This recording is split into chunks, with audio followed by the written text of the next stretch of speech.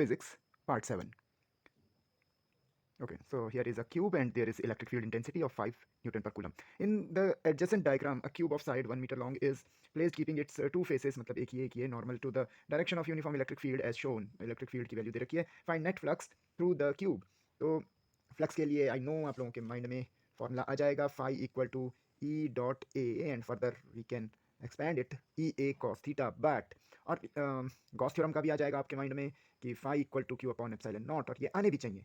यहाँ close surface है तो सबके माइंड में ये आ रहा होगा क्योंकि गॉस थ्योरम क्लोज सरफेस पे लगती है. बट रिमेंबर दिस थिंग कि हाँ एक चीज़ और भी है, एनसीईआरटी में ऐसा एक क्वेश्चन है और बहुत डिफिकल्ट बहुत कॉम्प्लिकेटेड क्वेश्चन है. हालांकि इतना वो है नहीं, एक दो बार करोगे तो बहुत ईजिली हो जाएगा. But the basic idea is कि उस क्वेश्चन में और इसमें डिफरेंस है. उसमें इलेक्ट्रिक फील्ड वेरी हो रहा है डिस्टेंस के साथ, there is uniform electric field, तो उसके साथ कन्फ्यूज मत होना. What my point is, uniform electric field में अगर कोई आपने क्लोज सरफेस रख दिए तो जितना फील्ड उसमें एंटर हो रहा होगा उतना ही फील्ड उससे लीव करेगा. तो नेट फील्ड, नेट फ्लक्स जो इस सरफेस से निकल रहा है, दैट इज टोटल एंटरिंग और टोटल लीविंग, दोनों सब्ट्रैक्ट हो जाएंगे. So there is no net flux emerging from this close surface. So answer is zero. Remember जितना आ रहा है उतना बाहर निकल रहा है, तो इसके अंदर से ऐसा कुछ नहीं है, इसके अंदर कोई सोर्स नहीं है जिससे फ्लक्स निकल रहा हो, तो that is why it is zero. ऐसा ही कई क्वेश्चन ऐसे आपको और भी दिखेंगे और एनसीईआरटी में उसके जैसे मिलते जुलते हैं. कई बार एक बार एक ऐसा क्वेश्चन भी था, वो मैंने यहाँ दिया नहीं क्योंकि बहुत मोनोटोनस हो जाना था, तो ऐसे करके और इलेक्ट्रिक फील्ड में रख रखा है. तो जब भी ऐसा सिलेंडर बनता है स्टूडेंट के माइंड में गॉस थ्योरम की वो एप्लीकेशन आने लग जाती है. ऐसा कुछ नहीं है, कहीं भी क्लोज सरफेस दे रखी है और यूनिफॉर्म इलेक्ट्रिक फील्ड दे रखा है, तो उससे पास कर रहा जो इलेक्ट्रिक फ्लक्स होगा that will be total entering total leaving. एक पॉजिटिव ले लोगे एक नेगेटिव ले लोगे and net flux is zero. Next, coordinates of 4 point A B C D are 0 0 0 0 0 0 0 A and A 0 respectively. There is an electric field this much, यानी कि x axis के along, then net electric flux through ABCD is. So first we have to draw these. 3D में है तो थोड़ा सा समझने में प्रॉब्लम हो सकती है. So be very very watchful, be very very careful.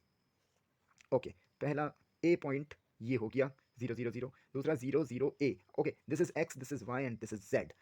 0 0 A, x axis पे नहीं गया, y एक्सिस पे नहीं गया, z एक्सिस पे ये point, this is B. Okay, A x axis पे A गया, y एक्सिस पे A गया और फिर z एक्सिस पे A गया. ये यहाँ कहीं, इधर कहीं, यहाँ पे कहीं है, तो उसे हम ऐसे हवा में तो बना नहीं सकते, तो मैं यहाँ पे दिखा रहा हूँ. इट डजंट मीन कि ये y एक्स प्लेन पे यहाँ पे, ये यहाँ कहीं है, इससे आगे जाने पे, इससे ऊपर जाने पे, यहाँ पे है.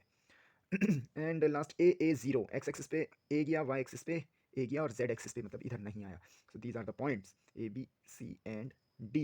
This is that surface. Okay, तिरछी सरफेस है एक. और ओके, ये थोड़ा इंटरेस्टिंग होगा. इसके कोऑर्डिनेट्स ए और डी के coordinate A zero.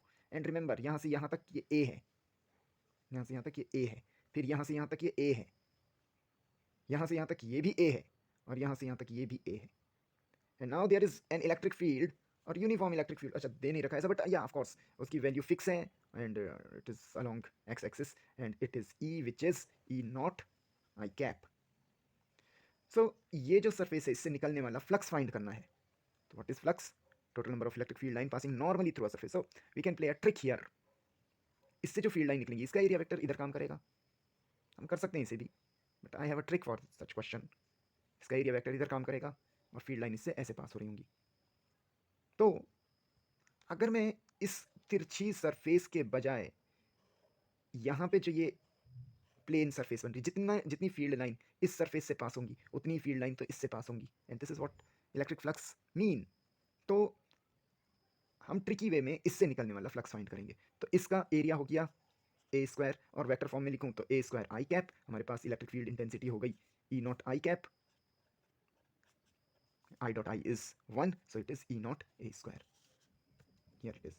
Next, in the adjacent figure, okay, there are two concentric spheres. ये दे रखे हैं S1 S2 Q1 Q4 Q2 10 microcoulomb Q3 minus 10 microcoulomb. Ratio between electric flux through S1 and S2. Clearly closed surface है, flux find करने के लिए कहा है तो गॉस थ्योरम अप्लाई करेंगे. और डायरेक्टली भी नहीं करनी, मतलब डायरेक्टली ही करनी है, बट ऐसा नहीं कि पहले एक का सॉल्व करो फिर दूसरे को सॉल्व करो तब निकालो. रेशियो पूछा गया, जब भी रेशियो पूछा रहे तो सीधा करो क्वेश्चन को. Five one upon five two equal to five one से निकलने वाला flux Q upon epsilon naught होना था कि, तो एक ही चार्ज है यहाँ Q one upon epsilon naught upon दूसरे वाले से निकलने वाला फ्लक्स. तो कई स्टूडेंट्स के माइंड में आ रहा होगा कि ये दो एक्चुअली ये भी तो इसी के अंदर है. So Q one plus Q2 plus Q3 upon epsilon not, not Q4, वो आउटसाइड है. अगर यहाँ एक और सरफेस होता वो भी पूछा होता तो तब उसे उन सबको इंक्लूड करते। Epsilon epsilon cancel, so it is Q1 की वैल्यू 10 माइक्रोकूलम, मैं उसे चेंज नहीं कर रहा हूँ क्योंकि ऊपर भी वही है नीचे भी वही है, upon Q1 Q2 and Q3, so it is 1:1. Next, find electric flux passing through hemisphere shown in the figure when charge Q is placed at the origin. ये एक हेमीस्फेयर है, इसके ओरिजिन में चार्ज रखा है. There are two ways by which you can find it. एक तो इसका चार्ज का इलेक्ट्रिक फील्ड इंटेंसिटी निकालो और हेमीस्फेयर के सरफेस एरिया से उसे मल्टीप्लाई कर दो. तो दोनों तरीकों से मैं करके दिखाता हूँ. एक ये तरीका है और दूसरा गॉस थ्योरम अप्लाई करके निकल सकता है. तो पहला तरीका,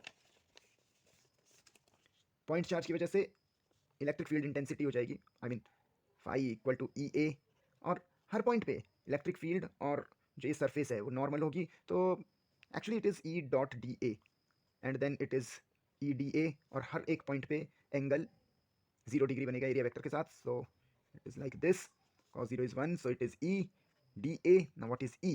E is 1/4 pi epsilon naught. K लिखता हूँ ज़्यादातर, but okay. Q upon radius की जगह A है, A स्क्वायर, जैसी गिवन वैल्यूज होती हैं वैसी रखनी पड़ती हैं. और डी ए हेमीस्फेयर का surface area 2 pi A square. So this is Q upon 2 epsilon naught. We have this.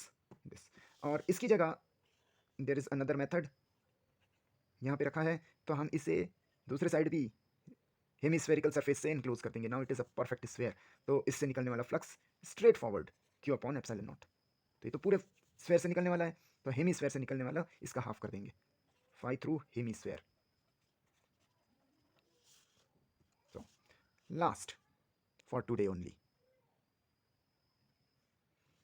an electric dipole is placed completely inside an octahedral of side 18 centimeter. If dipole consists plus minus 19 nanocoulomb charge, then electric flux through octahedral is.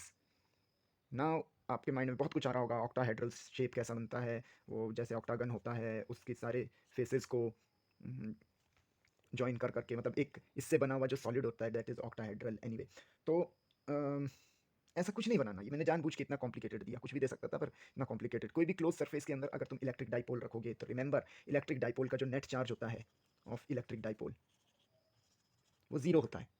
तो जब उसका net charge zero है तो इसका मतलब जब हम उसका फाई निकालेंगे तो Q अपॉन एप्सिलॉन नॉट आता है, 0 upon epsilon not, that is 0.